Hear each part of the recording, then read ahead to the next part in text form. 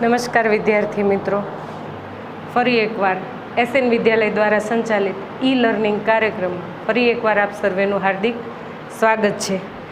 હિન્દી વિષયમાં આપણે ગ્રામરના થોડા ટૉપિક જોયા, જે આજથી હવે કન્ટેન્ટ શરૂ કરીએ છીએ અને કન્ટેન્ટમાં પણ પહેલી જે આપણી કવિતા છે તેનાથી આપણે શરૂઆત કરીએ છીએ।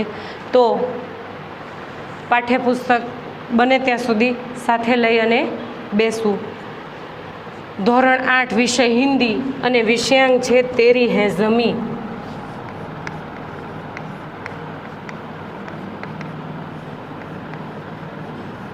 તેરી હૈ ઝમી। કવિતાના ઘણા બધા પ્રકાર હોય છે, જેમ કે ઋતુ ગીત, પ્રકૃતિ ગીત, મોસમનું ગીત હોય છે, ભજન, કીર્તન, લોકગીત, प्रार्थना गीत। तो प्रस्तुत जो कविता है तेरी है ज़मी, उसका भी प्रकार कौन सा है? प्रार्थना गीत।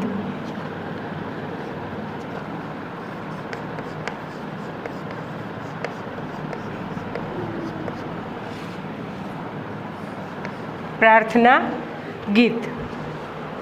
प्रस्तुत जो कविता है वह पिक्चर द बर्निंग ट्रेन में से लिया गया है। प्रस्तुत कविता एक प्रार्थना गीत है जिसमें ईश्वर के प्रति कृतज्ञता का भाव व्यक्त हुआ है, साथ ही ईश्वर की सर्वोपरिता को स्वीकारा गया है, यानी कि ईश्वर ही सर्वोपरि है। हमसे ऊपर अगर कोई शक्ति है तो वो ऐश्वर्य शक्ति है, उससे ऊपर कोई नहीं है। इसकी तुलना यानी कि ईश्वर की तुलना के बराबर कोई नहीं आएगा। एक वही है जो इतने सारे मनुष्य का संचालन, इतनी बड़ी प्रकृति का संचालन अपने हिसाब से कर रहा है। कहीं पर कोई अपराध नहीं है, ऊंच नीच नहीं है। प्रकृति के कई सारे दृश्य, अगर फूल की बात करें, नदी की बात करें, सागर, सरोवर, पर्वत, कई प्रकार के हैं। सबके रंग अलग, सबकी सुगंध अलग, सबका पानी अलग। कोई किसी भी जगह एक जैसी प्रकृति आपको नहीं दिखेगी, चाहे कितने भी पेड़ ले लो। वैसे ही मनुष्य, कई प्रकार के मनुष्य, किसी का चेहरा एक जैसा नहीं। सबको सिर्फ 2 हाथ, 2 पैर, 2 आँख ही दिए गए हैं। किसी को 3 पैर, 4 पैर, पशु को छोड़कर 4 पैर या 2 सिर, ऐसा कुछ नहीं होता। सबके एक जैसे ही अंग उपांग दिए गए हैं और सबको एक जैसी ही शक्ति प्राप्त हुई है। तो यह सारी शक्ति हम बनाए रखें कैसे? तो कि ईश्वर से प्रार्थना करके।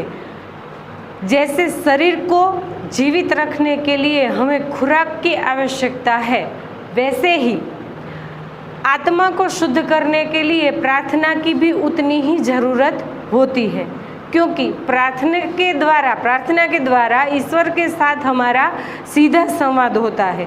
तो प्रस्तुत प्रार्थना में भी कवि ने कहा है कि हमारे जो जाने अनजाने जो हमारे अपराध है, उसे आप दयालु होने की वजह से वो हमारे अपराध को क्षमा कर दीजिए। कविता समझाऊंगी, साथ में बोर्ड वर्क भी लेंगे और बाद में पूरी की पूरी कविता गाएंगे। तेरी है ज़मी तेरा आसमां, तू बड़ा मेहरबा, तू बख्शिश कर। सभी का है तू, सभी तेरे, खुदा मेरे तू बख्शिश कर। तेरी ज़मी, ये ज़मीन भी तेरी है, ये आसमान भी तेरा है। तू बड़ा दयालु कृपालु है, परम परमात्मा तू बहुत दयालु है। हे ईश्वर, तू हमें भेंट दे। बख्शिश यानी कि भेंट। यहाँ पर बख्शिश के 2 भेद बताए गए हैं। बख्शिश यानी कि भेंट और बख्शिश यानी कि क्षमा। हमारे जो अपराध है उसके लिए हमें बख्श दे, बख्शिश दे, भेंट दे, क्षमा कर दे। तो 2 भेद है, एक भेंट उपहार के रूप में और एक क्षमा के रूप में। हे ईश्वर, तू हमें भेंट दे। कौन सी? क्षमा की। सभी का है, तू सभी का है। तू सभी का है। ऐसा तो नहीं है कि भगवान सिर्फ मेरे ही है या मेरे परिवार के ही है या मेरे जो परिचित लोगों के हैं उनके ही है। नहीं, ईश्वर सभी का है। हम सभी भी तेरे हैं। यह पृथ्वी लोक पर रहने वाले सभी मनुष्य तुम्हारे हैं और तुम इन सभी मनुष्य और प्राकृतिक सभी तत्वों और प्राणी पक्षी सभी का ईश्वर है। सभी का है तू, हम सब तेरे, खुदा मेरे तू बख्शिश कर। हे ईश्वर, हमारे अपराधों के लिए हमें क्षमा कर। तो यहाँ पर अपरिचित शब्द लेंगे।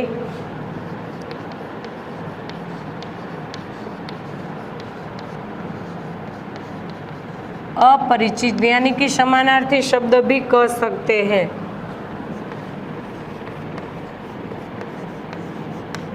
मेहरबा यानी दयालु,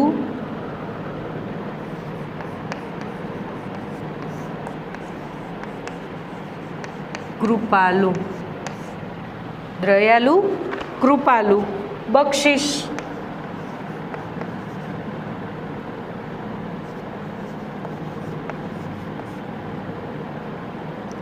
बख्शिश यानी भेंट, उपहार।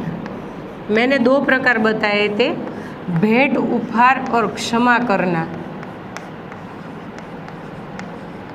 हमारे अपराधों के लिए हमें क्षमा करना, क्योंकि हम सभी तुम्हारे हैं और तुम हमारे हो।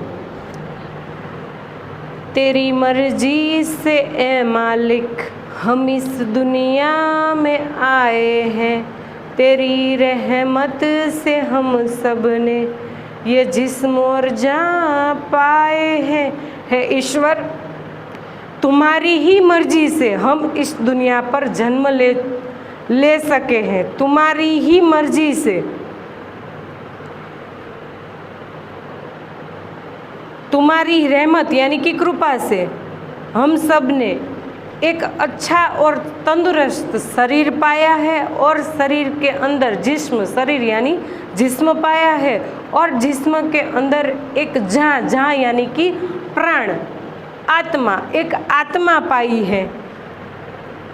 हे ईश्वर, तुम्हारी मर्जी से हम इस दुनिया में आए हैं, तुम्हारी ही मर्जी से हम यहाँ पर स्थिर हैं और आपकी ही कृपा से हमें एक स्वस्थ और तंदुरुस्त शरीर मिला है, जिस शरीर के अंदर एक जान यानी कि प्राण है। तू अपनी नज़र हम पर रखना, हम किस हाल में है ये खबर रखना।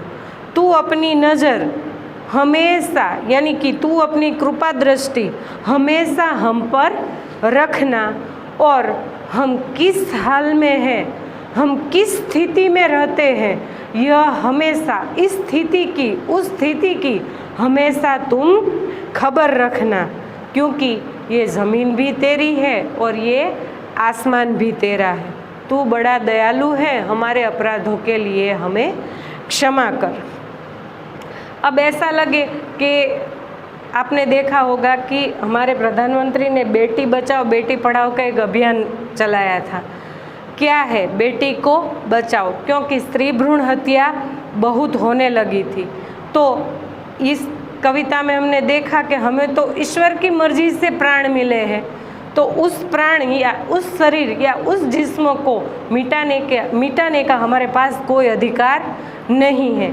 ये मनुष्य है जो नहीं समझते, इसीलिए हमें ऐसे अभियान चलाने पड़ते हैं। यानी कि जीवित रहने का अधिकार सबको है। आपने देखा होगा कि कई जगह इमारतें गिरती है, ऐसे भयंकर एक्सीडेंट दिखाई देते हैं, ऐसे एक्सीडेंट होते हैं जिससे हमें पता चलता है कि इसमें से कोई नहीं बचेगा। और उस समय सबसे कभी कभी ऐसा चमत्कार देखा है कि सबसे छोटा बच्चा हो, माता पिता मर चुके हो और बच्चा जीवित हो, या फिर सब मर चुके हैं सिर्फ माता जीवित हो। अभी हाल ही में मुंबई में एक इमारत गिरी थी, उसमें मैंने देखा कि 3 दिन बाद एक शख्स ने पलंग के नीचे छुपकर वो इमारत गिरी तब वो जो भैया थे वो पलंग के नीचे थे, तो उन्होंने वहाँ से ठक ठक ठक ठक आवाज़ की और 3 दिन के बाद उन्हें जीवित निकाला गया, क्योंकि जब ईश्वर नहीं चाहता कि वो मरे नहीं तो उसे कोई नहीं मार सकता, इसे कुदरती आफत भी नहीं मार सकती। अगर ईश्वर उसे बचाना चाहे तो, और ईश्वर अगर मारना चाहे तो उसे कोई बचा नहीं सकता। यहाँ पर अपरिचित शब्द लेंगे मालिक। मालिक यानी कि ईश्वर, भगवान। रहमत, रहमत यानी कि कृपा, दया। जिस्म,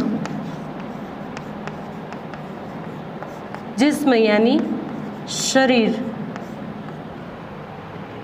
और जान यानी प्राण। हमें जो शरीर मिला है, जो प्राण मिले हैं, वो ईश्वर की देन है। तू चाहे तो हमें रखे, तू चाहे तो हमें मारे, तेरे आगे झुका के सर खड़े हैं आज हम सारे। वो सबसे बड़ी ताकत वाले, तू चाहे तो हर आफत टाले। तू चाहे तो हमें रखे, यानी कि तू चाहे तो हमें जीवित रख सकता है, तू चाहे तो हमें मार भी सकता है। आगे ही मैंने उदाहरण दिया वो बिल्डिंग वाला कि 3 दिन के बाद भी वह जो भैया थे वो जीवित बिल्डिंग के कचरे में से बाहर निकले। ये बड़ी बड़ी शिलाएं उनके ऊपर पड़ी हुई थी, फिर भी वह जीवित निकल गए। तेरे आगे झुका के सर, है ईश्वर सर्वोपरि सर्वशक्तिमान, हम सब तुम्हारे आगे सिर झुकाकर खड़े हैं, क्योंकि तू सबसे बड़ी ताकत वाला है, क्योंकि तू सर्वशक्तिमान है। तेरे आगे किसी की शक्ति नहीं चलती। तू चाहे तो हर आफत टाले। अगर तू चाहे तो हर मुसीबत, हर आफत को टाल सकता है। आफत यानी मुसीबत।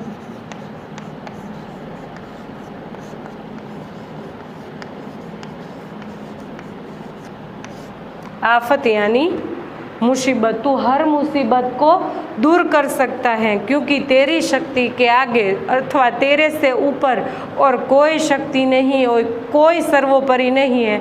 तू ही सबसे बड़ा शक्तिशाली और ताकत वाला है, क्योंकि ये ज़मीन भी तेरी है और ये आसमान भी तेरा है। तू बड़ा कृपालु है, हमारे अपराधों के लिए हमें क्षमा कर। तो प्रस्तुत गीत जो है वो छोटे छोटे बच्चों के द्वारा गीत गाया हो।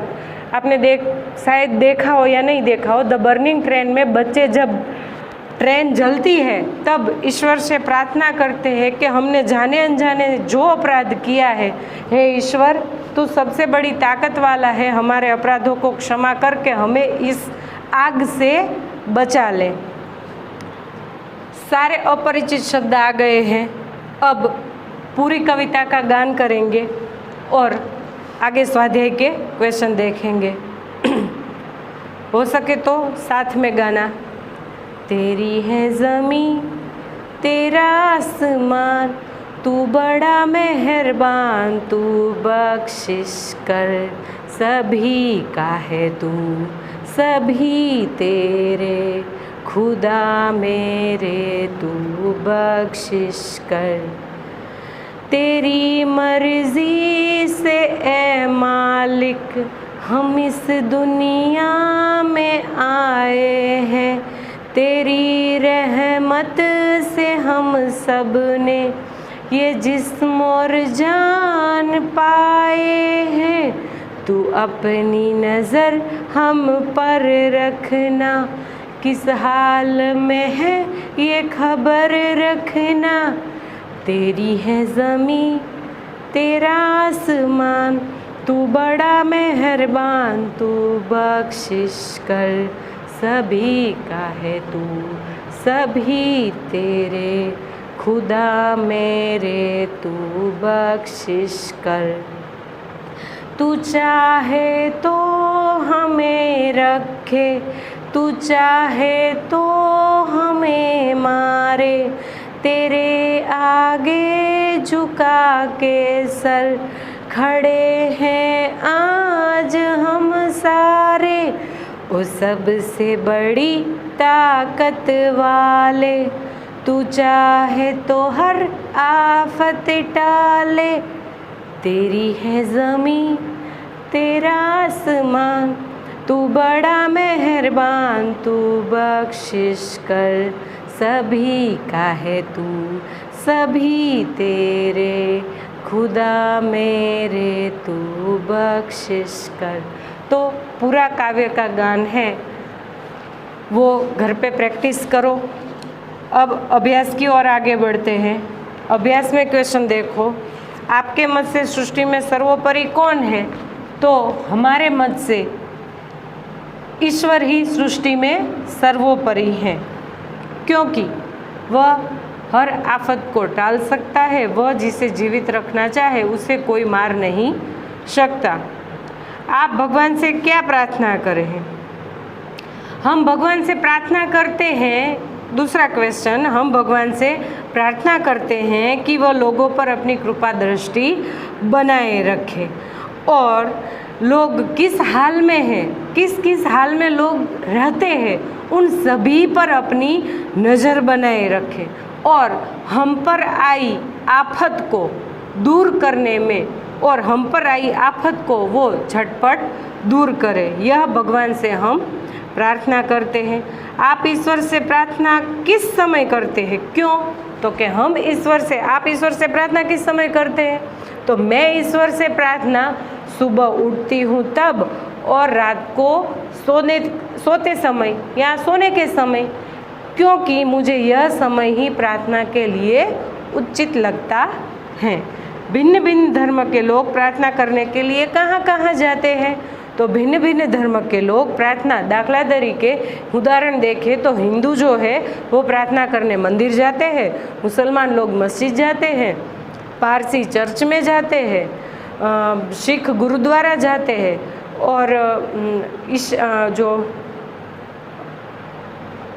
गुरुद्वारा में जाते हैं। तो विविध धर्म के लोग प्रार्थना करने अलग अलग जगह पर जाते हैं। अब आएगा शब्दकोश, तो वो हमें एक अलग ही टॉपिक में लेना है। उसके बाद स्वाध्याय में नीचे क्वेश्चन देखें, कवि ईश्वर से क्या चाहते हैं?